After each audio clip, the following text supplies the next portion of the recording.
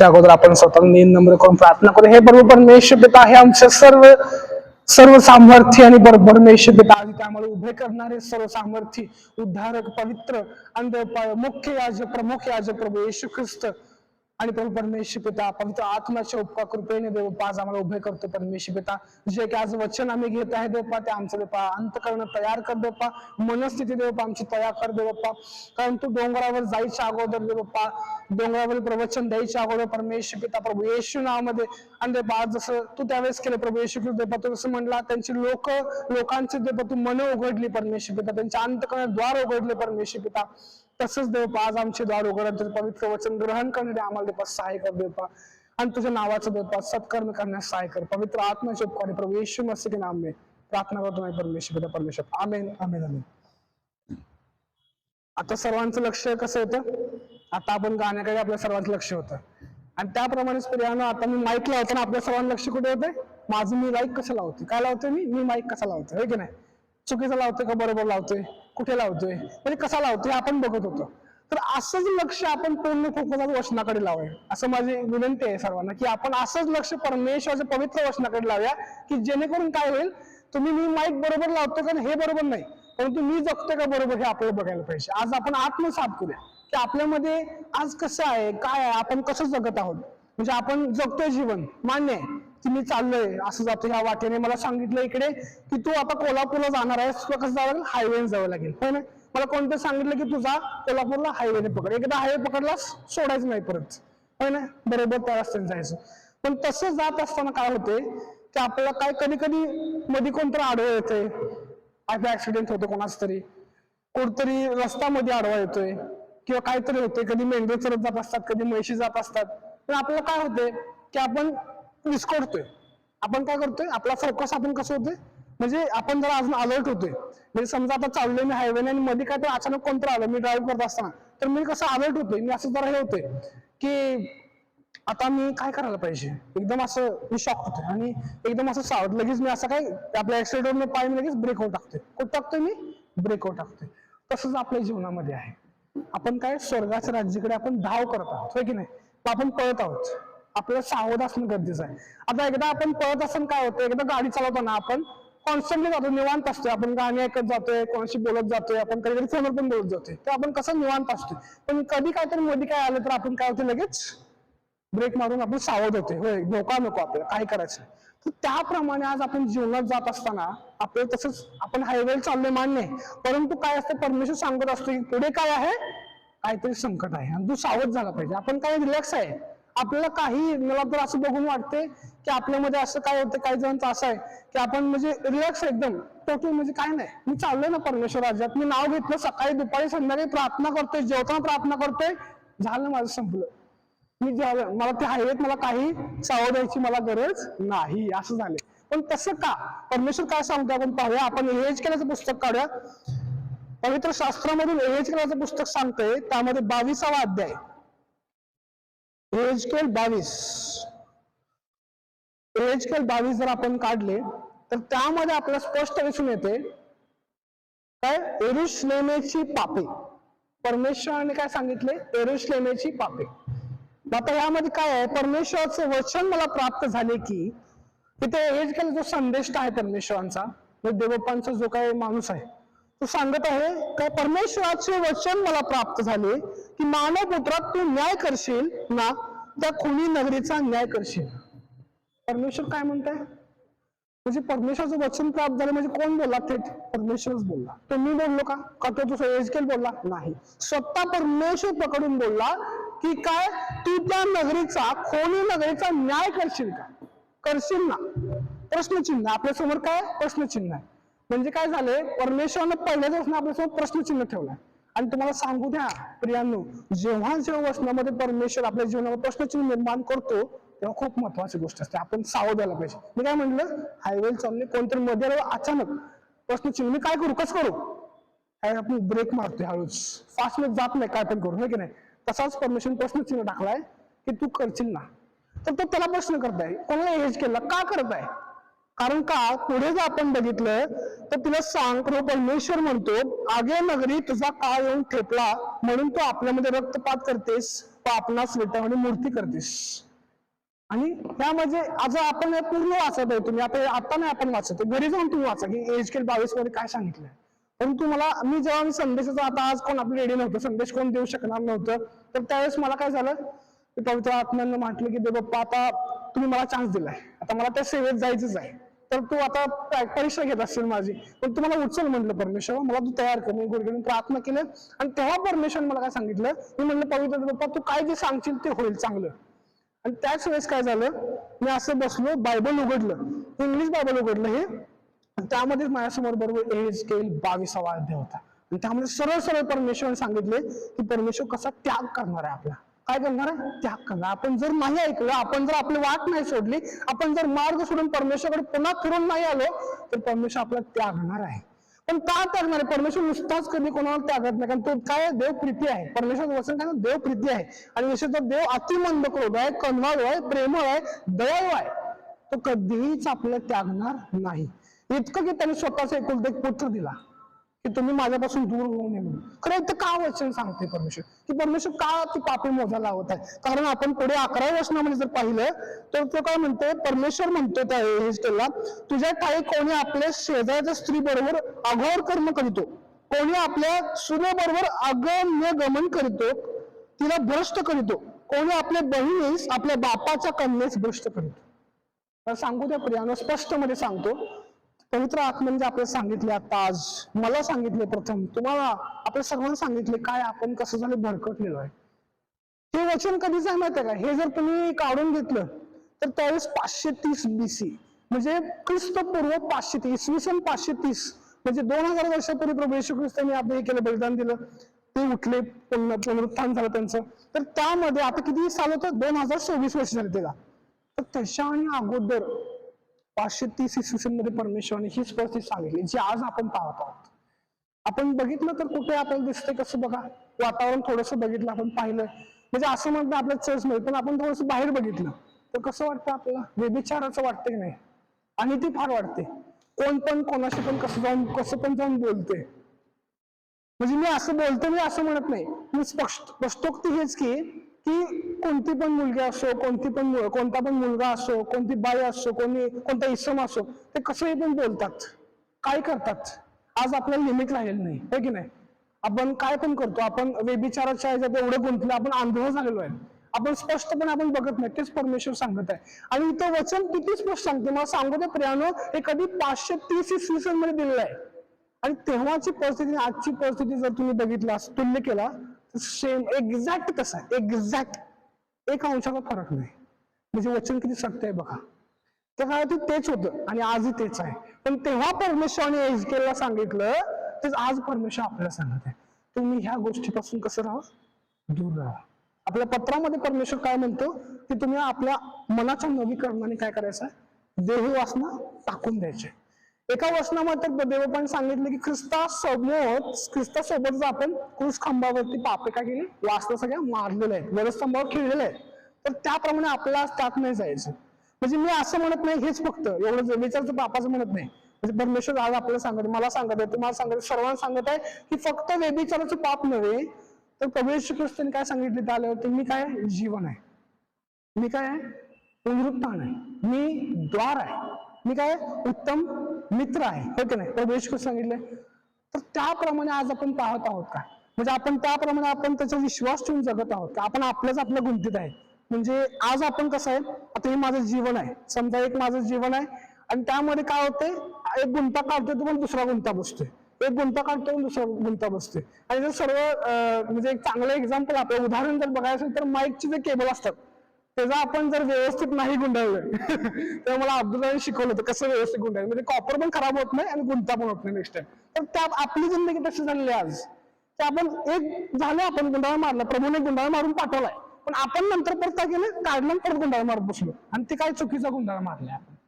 आपले कॉपर म्हणजे काय, आत्मा डॅमेज झालाय. जसं ते केबल मधला कॉपर डॅमेज, तसं आज आपला आत्मा आध्यात्मिकरित्या सर्व प्रकारच्या आजारांनी भ्रष्ट झालाय, आपल्याला दिसून येत नाही.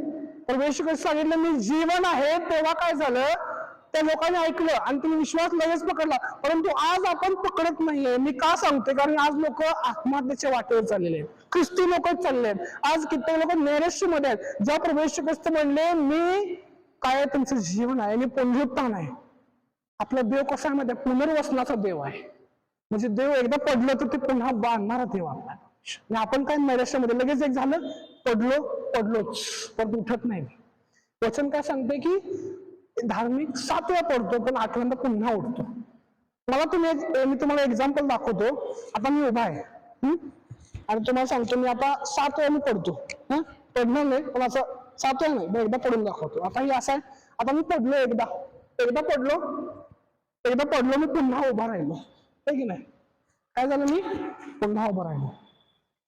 आता जर तुम्ही पडलाच नाही तर पुन्हा उठणार कसं, होय की नाही? उभा असताना मी पुन्हा उभं राहू शकत नाही. आणि आता उडायचं काय असं नाही ना, मला काय करावं लागणार? पडावं लागणार. म्हणजे थोडक्यात मला काय सांगायचं की आपण पडलो तर चांगली गोष्ट, प्रभू धन्यवाद द्या की पुन्हा उठणार आहे मी. आमेन. परमेश्वर माझ्यामध्ये आहे. परमेश्वर काय म्हणतो की तुमच्यामध्ये जो आहे तो सर्वात महान आहे, जो बाकीचे सैतान जगाच्या अधिपतीपेक्षा. तुम्हाला मी एक उदाहरण सांगतो की आपण जेव्हा तुम्ही रेस बाईकचं म्हणा, कारची जेव्हा रेस असतात, कारच्या पेक्षा बाईकची रेस असतात, ते असे एकदम फास्ट जातात बघा, रेसर असतात एकदम मस्त, त्यांना हेल्मेट सगळं सेफ्टीवर सगळं लावतात आणि ती गाडी कसं असते फास्ट जात असते. तर त्यांचे काय रूल असतं माहितीये काय?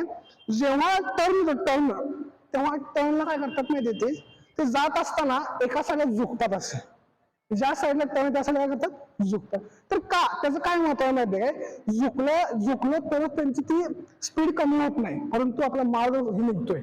थोडक्यात सांगायचं काय मला की जेव्हा आता ते चाललात, मला जिंकायचं आहे, धाव जिंकायचं आहे मला, तर मला स्पीड पण पाहिजे, कारण मला इजा पण नाही झाली पाहिजे. कारण टर्न मध्ये पुढे जाऊन पुढे आपडलो तर तसं नाही व्हायला पाहिजे. म्हणून काय करतात? ते वाकतात, त्याचं झुकतात, स्वतः त्याचं झुकवतात. तर मला हे सांगायचं की जेव्हा आपल्या जीवनामध्ये संकट आहेत, जेव्हा आपल्या जीवनामध्ये काहीतरी दुःख आहे, तेव्हा आपण काय होतं? सेम आपण पण स्पीड देत आहे, फक्त आपल्याला झुकायचं. पण कुणासमोर झुकायचं? संकट समोर झुकायचंय का? नाही, परमेश्वर समोर झुकायचं आहे. कोणासमोर झुकायचं? वचन सांगते की प्रभू समोर नम्र व्हा, म्हणजे तो तुम्हाला उंच करेल, हो की नाही? प्रभू समोर आपण नम्र झालं पाहिजे. आज प्रभू आपल्याला सांगत आहे. तुमचं काय झालं? आपण ताट माणसं झालो आहेत लोक. आज आपण असं आपलं सत्य कोण सांगितलं तर आपल्याला पटत नाही, आपण लगेच काय म्हणतो? हे काय सांगते ते, कोण सांगतो? आपण सांगत नाही. इथं एज्युकेशन सांगितलं काय? समजा आता इथं मला एज्युकेशन मला असं आम्हाला म्हणलं तू वेबी चालू खुनी लगडेस, आपण त्याचाच खून केला असता, हे की नाही? असं आपण काय झालं? एवढं विटाळलेलं आहे. परंतु नाही, परमेश्वर सांगते स्वतः. आणि एवढा आपला चांगला पवित्र देव आहे की तो सांगतो पहिला. तो काय करतो? पहिला सांगतो आणि मग नंतर शिक्षा करतो, हो की नाही? लगेचच डायरेक्ट ढकलून देत नाही. खरं तसं आपण त्याचं काय आपण चांगलं घेतलं पाहिजे. म्हणजे माणसाचं मन असं असावं की ते चांगलं सुपासारखं असावं. सूप कसं करते? चांगलंच ते घेते, जे वाईट ते टाकून देते. त्याप्रमाणे आज आपण वचनाप्रमाणे आपण पण चांगलंच घेतलं पाहिजे. मग त्यावेळी आता काय झालंय की आपण बघत आहे, आणि ती फार वाढलेली आहे, पृथ्वी थंडावलेली आहे. प्रभू येशू ख्रिस्तांनी म्हणले की मी काय आहे? पुनरुत्थान आहे. खरं आज आपले लोक एवढ्याशा गोष्टीमध्ये मेलेले आहेत, त्या गोष्टी घेऊन मेलेले आहेत, ते त्यातून उठायचा प्रयत्न करतात. ते प्रभू येशू ख्रिस्तांनी पुनरुत्थान मानतच नाही. म्हणजे आपण अंध झालेलो थोडक्यात. कारण आपण काय करतोय? वचन वाचतोय, ते ग्रहण करतोय, ते आपण तेवढ्यापुरतं सगळं घेतोय, परंतु जेव्हा ते अप्लाय करायची वेळ येत्या, जेव्हा ते आचरणात आणायची वेळ येत्या, तेव्हा आपण मागे फिरून जातो. नाही, मग नाही जमणार, नाही मी नाही करू शकणार. म्हणजे असं म्हणायचं, आज आपण पाहतो की प्रभू येशू ख्रिस्तांनी काय सांगितलंय? तुम्ही जो जीव आपला राखील, जो वाचू पाहतो आपला जीव, तो गमावणार आहे. आणि जो आपला जीव माझ्यासाठी गमावेल तो खरा आपला जीव वाचवणार आहे. दुसरं काय सांगते की तू सर्व काही मिळवले, परंतु तुझा आत्म्याचा जर तू नाश केलास तर तुझा काय उपयोग? आणि सर्व काही मिळवणे म्हणजे हेच आहे की आज आपण जी पापे बघितली, हे तुम्ही 22 अध्याय तू पुन्हा घरी जाऊन वाचा. त्यामध्ये काय सर्व स्पष्ट परमेश्वर म्हणतो की खुनी नगरे त्याने व्यभिचार केले. आणि 14 वचन काय सांगते? मी तुझा समाचार घेईन, त्या दिवशी तुझे हृदय टिकाव धरील काय? वचन किती सुंदर सांगते. मी जेव्हा समाचार घेणार आहे, मी जेव्हा तुमचा हिशोब करणार आहे, तेव्हा तुझं हृदय टिकाव धरेल काय? नाही धरू शकणार. का धरू शकणार नाही?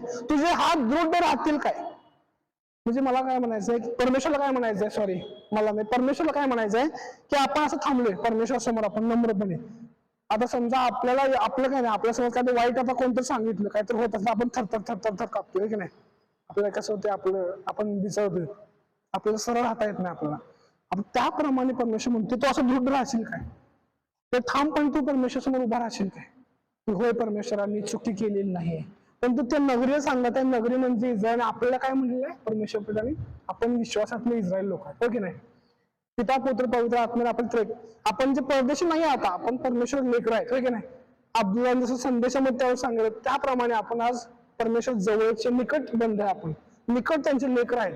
तर आज तेच परमेश्वर, मी परमेश्वर हे जे बोललो आहे ते मी करीनच, हो की नाही. आता जर तुम्ही 14व्या वचनाच्या पुढे पाहिला तर तिथे सर्व परमेश्वराने शिक्षा दिलेली आहे. मी तुमची पांगापाम करणार, देशोदेशी तुमचे दानादान करणार, तुझ्यातली अशुद्ध नष्ट करीन, आणि तू राष्ट्रात आपल्याच कृतीने अपवित्र ठरशील, तेव्हा तुला समजेल मी परमेश्वर आहे. म्हणजे काय, परमेश्वर तू पुढे शिक्षा देत आहे, हे तू पुढे सांगत आहे. तू दानादान करणार, तू पळवणार, हो की नाही. आणि काय किती सुंदर सांगते, राष्ट्रात देखत आपल्याच कृतीने अपवित्र ठरशील. म्हणजे तू चांगलं करत असेल परंतु तुझं काय होणार, वाईट होणार. तू अपवित्र, आपण जे चुकीचं आहे ते करणार, आणि तू स्वतःच दृष्टीने म्हणजे तू बघशील पाहशील, अरे होय मी जो होतो तो नाही आहे मी आता, हो की नाही. म्हणजे मी परमेश्वर मला जे बनवलं होतं तो नाही. त्यामुळे आपलं अजून एक वचन काय सांगते मध्ये पेत्रामध्ये, आपण पेत्राचे दुसरे पत्र बघूया. फक्त लिहून तेव्हा वाचायचं नाही आपण.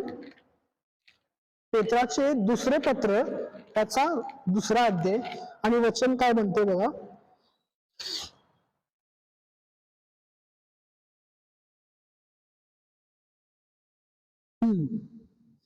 तेरा वचन पहिले, सॉरी, पेत्रा दुसरे पत्र 2रा अध्याय वचन 13 पासून 19 पर्यंत आहे. आपण एक वाचूया पहिलं. आणि त्याचे वेतन म्हणजे अपकार हा त्यांचा पदरी पडतो, दिवसाढवळ्यात चैनबाजी करण्यात ते सुख मानतात, ते दाग व कलंक आहेत. तुम्हा बरोबर मेजवान्या जोडताना ते कपटाने वागतात व त्यात त्यांना मौज वाटते. आणि आपण आज काय बघत आहोत, आज आपल्या मित्रमैत्रिणीकडे जास्तीत जास्त, लांबचं म्हणत नाही मी, आपल्या मित्रमैत्रिणीकडे पहा, आपल्या बंधू भगिनीकडे पहा, काय दिसतंय, ते चैनबाजीमध्ये जायचा प्रयत्न करतात. दररोज संध्याकाळी ते चैनीचं खायला पाहिजे, हो की नाही. बसायला तर पाहिजे, वेगळी गोष्ट आहे, परंतु एक चायनीज काहीतरी म्हणजे काहीतरी चटपटीत खायला पाहिजे, किंवा म्हणजे काहीतरी बघा, पिक्चर बघायला जाऊया आपण आज आपण मोज मजा करूया, हो की नाही. तर ते अनितीचं वेतन आहे. काय आहे ते, अनितीचं वेतन आहे. पण हे लोक स्वतःच न कळणाऱ्या गोष्टीविषयी निंदा करत असतात. हे वचन मला खूप पडतं, एकदम असं मनातून असं होते, हसू येते मला, काय माहिती 12 वचन सांगते. पण हे लोक स्वतःच न कळणाऱ्या गोष्टीविषयी निंदा करत असतात. म्हणजे त्या माणसानं केला आणि तुला ते समजलं नाही तर तू हसतोस त्याच्यावरती. तर देव तुझ्यावर हसणार की नाही. त्यानं चुकीचा वागला, पण तुला माहित आहे बरोबर काय, आणि तू ते दुप्पट करतोस. हो की नाही. तसं नैसर्गिक नियमानुसार पकडले जाऊन त्यांचा नाश व्हावा एवढ्यासाठी जन्मलेल्या निर्बुद्ध पशुसारखे ते आहेत. किती डेंजर वचन सांगते. परमेश्वर स्पष्ट बोलतोय. परमेश्वर वचन काय सांगते, परमेश्वरचं वचन दुधारी तलवारीसारखं आहे. दुधारी तलवार म्हणजे इकडे पण धार आहे, इकडे पण धार आहे. कुठून तरी कसं फाटणार आणि चुरा होणारच. आणि ते परमेश्वर वचन कसं आहे, हॅमर म्हणजे जो आपला हातोडा असतो तो भुगा करून टाकणार, हो की नाही. त्याप्रमाणे आपला जो हृदयाला तो ठोकणार. परंतु परमेश्वरची दया आपल्यासाठी नष्ट होत नाही. परमेश्वरचं वचन सांगते की तुझ्यासाठी माझी दया दररोज सकाळी नवीन होते. पण ती का होते, की तू सुधरावा, तू चांगला व्हावा, तू पुढे काहीतरी चांगलं करावं, तू परमेश्वर वचनात पुन्हा यावं, पश्चाताप करावा, आणि तुझं तारण व्हावं, तू वाईट मार्गाने न जावं, तू परमेश्वर सेवेमध्ये पुन्हा रुजू व्हावं, यासाठी परमेश्वर दया आपल्याला असते. आणि काय सांगितले, हे तर काय सांगितले की निर्बुद्ध पशुसारखे ते आहेत, निर्बुद्ध, त्यांच्या स्वतःच्या बस्ततेचाच नाश होईल. आता मला एक डाऊट काय होता, की काही लोकांनी मला सांगितलं होतं की परमेश्वराने काही लोक निवडलीच असतात ज्यांना नाश करायचा आहे. काय करायचं, त्यांचा नाश करायचा, म्हणजे ठरलेलंच आहे ते, जसं म्हणतात ना नशिबात लिहून येते, तसंच ते वरूनच ठरलं की ह्या लोकांना नाश करायचा. असं ते काय, मला एक डाऊट होता, म्हणजे काही लोकांनी मला सांगितलं होतं की ह्या लोकांचा नाश होणार आहे. परंतु त्यावेळेस आहे ना, मला हे वचनाचं आज पवित्र आत्मा जे समजलं की जे लोक अट्टहास करतात, जे परमेश्वरच्या विरुद्ध बंडखोरपणा करतात, परमेश्वर त्याला दिलंय, योग्य वेळ दिलंय, त्यामुळे तू करायचं आहे. तू तुझ्या हृदयाला काय मांसमय कर म्हणून सांगितले परमेश्वर. तुझं हृदय कठीण आहे, तुला मी मांसमय हृदय देणार आहे, दिलं होतं, पण त्याचा उपयोग आपण काय केला, वाईट केला. त्यामुळे त्या लोकांना परमेश्वर काय करणार आहे, ते निवडले झाले यासारखे झालेत. स्वतः केले त्यांनी, परमेश्वरांनी नाही केले. काय नैसर्गिक नियमानुसार पकडले जाऊन त्यांचा नाश व्हावा एवढ्यासाठी जन्मले निर्बुद्ध पशु.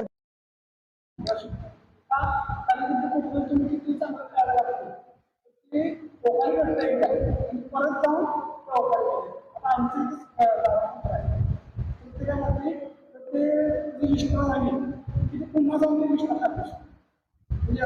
क्रिया केली तर ती जाऊन परत त्याप्रमाणे आपण आणि तू क्रीम लगेच तू स्वच्छ अंगावर लागली शॅम्पू लावा साबण लावा सेट मारा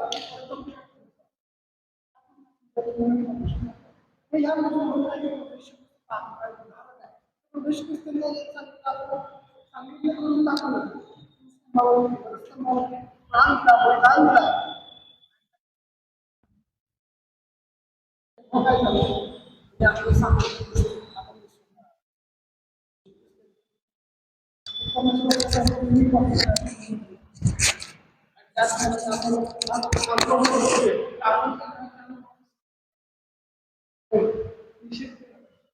वचन अजून सांगते की जर तुमचा वाटत असेल निषेध करता सांग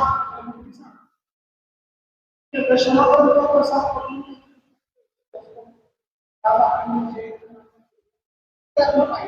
प्रवेश त्यांनी नवीन आपल्याला केले या जगात मला माझा स्वभाव सांगतो किंवा मी जगाकडे जास्त जगाकडे जास्त दूर जातोय आणि माझं घरी हे विसरतोय मी आणि काय करतोय हे विसरतोय मी आणि काय करतोय हे मी विसरतोय आणि काय करतोय मी बाहेर येतोय म्हणजे त्या जगात गुरफटतोय परमेश्वर कृपेतून बाहेर येतोय आणि त्या जगात गुरफटतोय मी स्वतःच बघतोय की मी करू शकतोय माझ्याकडून होईल तसं होईल असं करून मी ही परीक्षा देतो मी ती परीक्षा देतो मी इकडे जातो तिकडे जातो मी हे घेतो मी ते घेतो असं करतोय आणि मी परमेश्वरापासून काय होते लांब जातो पण तेच जेव्हा मी परमेश्वर कृपे देतो देव स्वतः देतोय आपल्याला हे मी आणि माझा हेच अनुभव आहे की मी जेव्हा मी परमेश्वराच्या कृपेत असतोय करुणेत असतोय तेव्हा मला ती गोष्ट मागावी पण लागत नाही कोणाकडे जाऊ दे परमेश्वराकडे पण मागावं लागत नाही परमेश्वर आपल्या सोपे ती पुरवणार देव आतच ओळखतोय आणि ते लगेच पुरवून घेते आपल्याला उदाहरण जर पाहिजे तर अब्दुल्लाचं उदाहरण आहे की त्यांना परमेश्वराने त्यांची गरज पाहून लगेच जी वस्तू पाहिजे ती दिली त्यांनी मागितलं नाही कोणाला आणि परमेश्वर त्यांची गरज परमेश्वराला माहिती आहे स्वर्गातली पिता जाणू नये की तुम्हाला काय हवं आणि काय नको ते खरं ते काय परमेश्वर कृपेत आहेत कशात परमेश्वर कृपेमध्ये आहेत तर त्यांना मागायचं काय बघायची पण गरज नाही ते ऑटोमॅटिक इथं समोरून थांबणारच आहे कारण ते परमेश्वराचं आहे परमेश्वराने दिलेलं आहे तर त्याप्रमाणे आपण जगाच्या बाहेर जायचं आपल्याला सगळं वेगळं व्हायचं आपल्याला जग जे करते ते नाही करायचं आपल्याला आणि विशेषतः काय आपण ज्याच वचन वाचलं की बघत आहोत आपण तिचं वचन किती स्पष्ट सांगते की कसं व्यभिचार वाढलेला आहे आपल्या नात्या संबंधामध्ये आपल्या शेजारी पाजांमध्ये आपल्या इथेच आपण काय होतंय विचार करताय आणि तीच लोक ख्रिस्ताने सांगितलेलं ते बलिदान दिलेलं की आपल्याला ख्रिस्ती लोकांना काय करते गुरफडायचा प्रयत्न करते भरकडायचा प्रयत्न ओढायचा प्रयत्न करते की नाही म्हणजे मी काय झालेलं आहे मी ख्रिस्ती नाहीये मी त्यातच जायला पाहिजे असं आपल्याला घेऊन जाते ते मोहात पाडतात आपल्या हृदयाला आपण अस्थिर असलो आपल्याला लगेच ते मोहात पाडून घेऊन जातो तो चला असं आमच्यात काय होतंय असं ते काय होतं एक मैत्रीण असली चालते एक हे असेल तर चालते एक ते असेल तर चालते असं केलं तर चालते की पण तसं नाही परमेश्वर वचन स्पष्ट सांगते तू काय करते खुनी नगरी झाली तू का कारण तू परमेश्वरच्या विरुद्ध आपण करताय आज आपण ते न केलं पाहिजे पण येशू ख्रिस्त यांनी काय सांगितलं